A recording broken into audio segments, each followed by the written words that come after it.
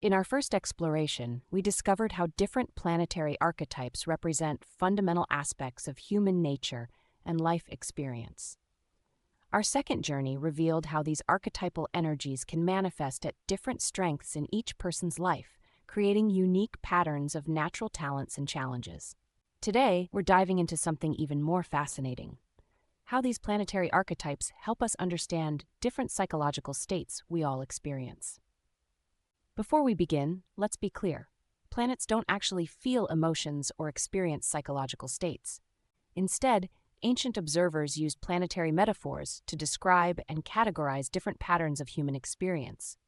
Just as modern psychology uses terms like inner child or shadow self to describe aspects of human psychology, ancient wisdom used planetary symbolism to map the territory of human consciousness. These are powerful metaphors that help us understand ourselves more deeply. Think of these planetary states as different lenses through which each aspect of our personality can operate. Just as the same actor can play different roles, each planetary archetype in our psyche can express itself through different psychological states. Understanding these states helps us recognize patterns in our own behavior and emotional life, offering insights into why we sometimes feel confident and capable in certain areas while struggling in others. Let's explore each of these states in depth. 1. The state of self-consciousness. Imagine a skilled dancer who suddenly becomes aware of being watched and loses their natural grace. This state represents those moments when self-awareness turns into becoming self-conscious, inhibiting our natural expression. It's not about actual inadequacy, but about perceived inadequacy, that painful gap between who we are and who we think we should be. When a planetary archetype operates through this lens, we experience a specific kind of vulnerability in that area of life. For instance, when our leadership capacity, represented by the sun, is filtered through this state, we might have all the necessary skills to lead, but find ourselves holding back due to imposter syndrome. It's not that we can't lead, it's that our self-consciousness prevents us from leading naturally. This state often manifests as hesitation to express natural talents, excessive concern about others' judgments, a tendency to compare ourselves unfavorably to others, withdrawal from opportunities for visibility or recognition, a disconnect between actual capability and perceived inadequacy. Understanding this state helps us recognize when we're not actually lacking ability, but are simply caught in a pattern of self-doubt.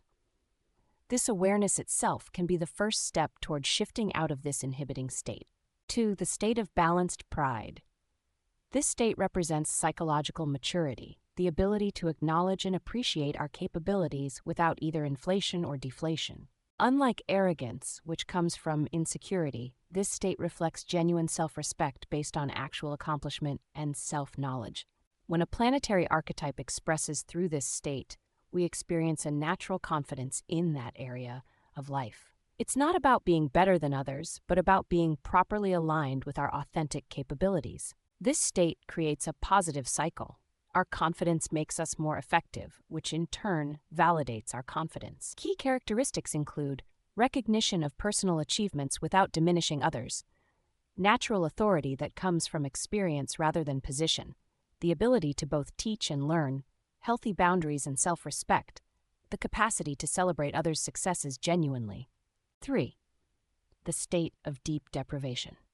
Perhaps the most challenging of all psychological states, this condition represents those times when we feel profoundly cut off from the resources we need to function effectively.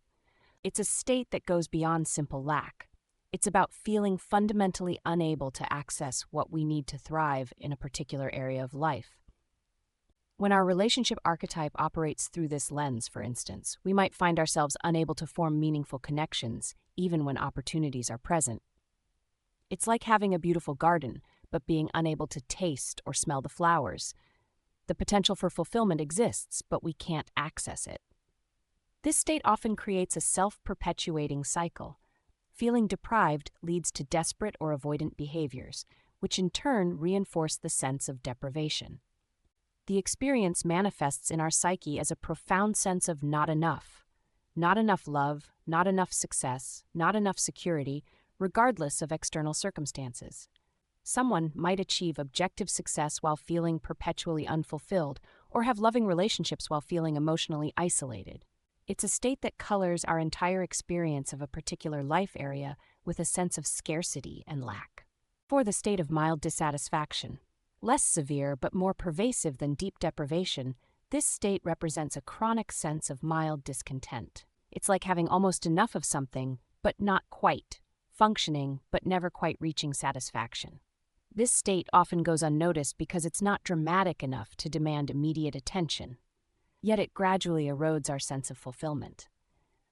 When our creative archetype experiences this state, we might find ourselves producing work that's technically competent, but feels somehow lacking in soul or satisfaction.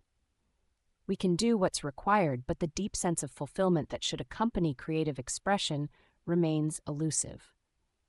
It's a state of functioning below our potential, not because of lack of ability, but because something essential is missing from the equation. This psychological state often manifests as a subtle but persistent sense of yearning, a feeling that there must be something more, even when we can't quite identify what that something might be. It's the difference between surviving and thriving, between getting by and truly flourishing. 5. The state of abundance. This represents the optimal psychological state where our capabilities fully align with our expression. When an archetype operates through this lens, we experience a natural flow of energy and resources that makes everything easier. It's not just about having enough, it's about the feeling of having more than enough and being able to share that abundance with others. In this state, effort doesn't feel like effort. When one of our archetypes operates from this place, learning becomes a joy rather than a task. Problems become interesting puzzles rather than overwhelming obstacles. We find ourselves naturally attracting the resources and opportunities we need, often before we even realize we need them. The abundant state creates a particular kind of confidence, not the brittle certainty of ego, but the quiet assurance that comes from knowing we have access to everything we need. It's characterized by a sense of ease and flow, where challenges are met not with stress, but with creative engagement. 6. The state of inner conflict. The final state we'll explore represents those times when different aspects of our psyche pull us in opposing directions. This isn't simple indecision. It's about fundamental conflicts between different values or needs within ourselves. When an archetype operates through this lens, we feel torn between competing demands, unable to fully commit to any single direction. This state often arises when we're forced to sacrifice one important area of life for another. For instance, when our relationship archetype experiences this state, we might find ourselves constantly torn between personal needs and the demands of relationships, unable to find a sustainable balance between the two. The conflict creates a particular kind of stress, not the stress of external pressure, but the deep fatigue that comes from internal division. It's like trying to drive with one foot on the gas and one on the brake. Even staying still requires constant effort. Understanding these states transforms how we approach personal growth and development. Rather than seeing our struggles as fixed personality traits, we can recognize them as temporary states that can shift and change. This understanding offers both hope and practical direction. We can work with these states rather than being trapped by them. More importantly, recognizing these states in ourselves helps develop compassion and understanding. We begin to see how our behaviors and reactions often stem from these temporary states rather than our true nature. This awareness creates space for change and growth.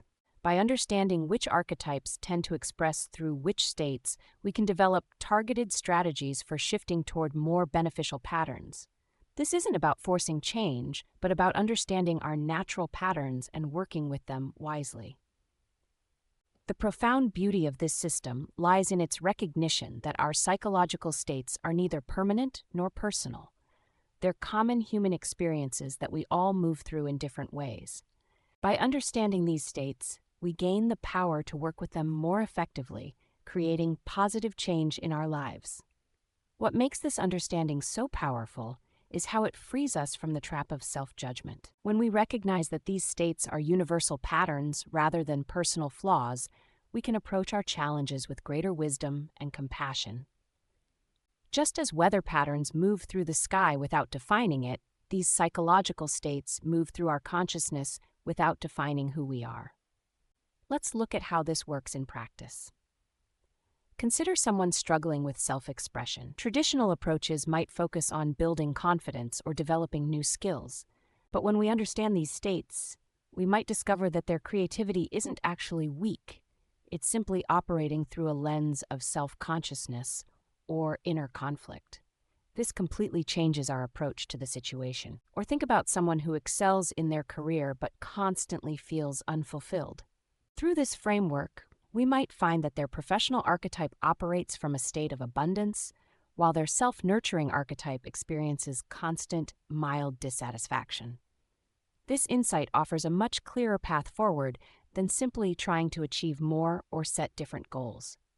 This is where working with an archetypal astrologer becomes particularly valuable. In my sessions, I don't just look at where planets are placed in your chart. I explore how these universal psychological patterns manifest in your unique experience. I examine which states tend to dominate in different areas of your life, and more importantly, how these states interact with each other to create your overall life experience. My approach combines this ancient wisdom with modern psychological understanding. Together, we'll explore not just what these patterns are, but how they've shaped your life story and how you can work with them more consciously. This isn't about predicting the future or fixing what's wrong. It's about understanding your psychological landscape so you can navigate it more effectively. For instance, we might discover that your professional challenges aren't about lack of ability, but about an archetypal pattern operating through a state of inner conflict. Or we might find that relationship difficulties stem not from compatibility issues, but from certain archetypes being caught in states of deprivation or self-consciousness. These insights offer clear, practical pathways for creating positive change.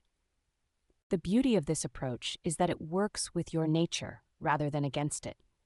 Instead of trying to force change through willpower alone, we learn to understand and work with these natural psychological patterns. This leads to changes that are both more profound and more sustainable. Each session offers a unique combination of insight and practical application. We'll explore your chart as a map of these psychological states, identifying patterns and developing strategies for working with them more effectively. Whether you're facing specific challenges or seeking deeper self-understanding, this approach offers valuable insights and practical tools for personal growth. If you're ready to explore how these universal patterns manifest in your own life experience, I invite you to book a session through the link below. Together, we'll map your psychological landscape and develop strategies for creating positive change that aligns with your true nature. Share your thoughts on how understanding these psychological states resonates with your own experience in the comments below, and subscribe for our next exploration, where we'll delve into how these states interact and shift over time, creating the dynamic patterns that shape our life journey. Remember, understanding these states isn't just about gaining knowledge. It's about gaining the wisdom to work with our nature rather than against it, creating change that comes from alignment rather than force. Until next time, may your journey of self-discovery lead you to deeper understanding and more authentic expression of who you truly are. Thank you for watching. This is Ayla, signing off.